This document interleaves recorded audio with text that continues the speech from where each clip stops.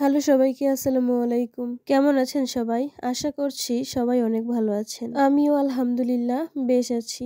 আমার মুরগির ঘরটা আজ পরিষ্কার করে দিব। প্রত্যেক ৮ থেকে ১০ দিন পর পর ওদের ঘরটা পরিষ্কার করে দেওয়া হয়। কিন্তু মাঝখানে লাগাতার কিছুদিন ঠান্ডা পড়ার কারণে ওদেরকে বেরও করা হয়নি আর পরিষ্কারও করা হয়েছিল না। আর তাই অনেক বেশি ময়লা জমে গিয়েছে। প্রথমেই সবাইকে বের করে দিয়েছি। দেখেন কয়েকদিন পর বের হয়ে অনেকটাই ছোটাছুটি করছে। আর আমার এই মুরগিটা বেশ কিছুদিন ধরে অসুস্থ ছিল।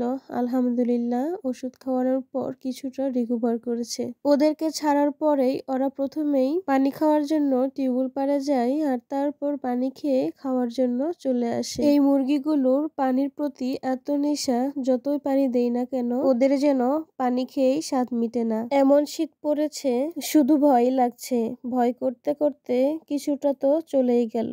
আর বাকিগুলোর যে কি হয় তা তো আল্লাহ তাআলাই ভালো জানে। শখের বশে অনেক হাঁস মুরগি করেছিলাম, কিন্তু তার টিকলো কই। হুট করে এমন একটা করে রোগ এসে হাজির হচ্ছে যে তাদের সাথে মোকাবেলা করাই কঠিন হয়ে যায়। একটা করে রোগ এসে সবকিছুর পাট একবারে তুলে নিয়ে যায়। এত কিছুর মধ্যেও সেদিন হাট থেকে ২টা চীনা হাঁস নিয়ে এসেছিলাম। বাড়িতে যেহেতু একটা মেল হাঁস আছে, অনেক দিন হলো সে একাই আছে, সেই জন্য হাট থেকে নিজে গিয়ে ২টা ফিমেল নিয়ে এসেছিলাম। কিন্তু দুঃখের বিষয় হলো নিজেই বুঝতে পারিনি হাঁসগুলো সুস্থ নাকি অসুস্থ। ভালোভাবে দেখারও সুযোগ পাইনি যে হাঁসগুলো ঠিকঠাক ভাবে সুস্থ আছে কিনা। যার কাছ থেকে হাঁস নিয়েছিলাম উনি বলেছিলেন একদমই সুস্থ হাঁস, কোনো রকম সমস্যা নেই।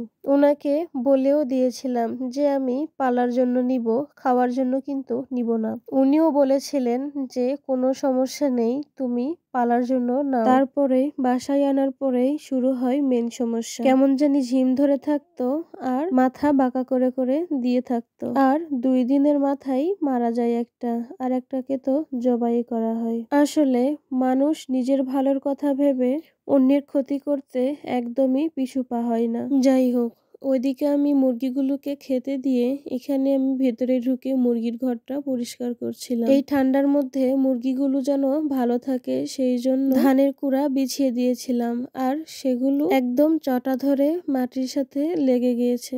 আর ৩-৪ দিন মুরগিগুলোকে বের না করার ফলে খাবারের বাটি প্লেটগুলো ভেতরেই থাকে, যেগুলো আর বের করা সম্ভব হয় না। ভেতরে কোনো কিছুতে করে খাবার দিলেই ওরা মারামারি করে খেতে খেতে একদম ভেতরে নিয়ে চলে যায়। এভাবে অনেকগুলো বাটি প্লেটও ভেতরে জমা হয়ে যায়, যেগুলো আমি বের করে পরিষ্কার করার জন্য রেখে দিয়েছি। আর এদিকে ময়লাগুলো উঠায় আবার নতুন করে ধানের কুড়া দিয়ে দিব। এদিকে মুরগির ঘর পরিষ্কার করে বের হয়ে দেখি আমার মুরগিগুলো সব খাবার খেয়ে নিয়েছে।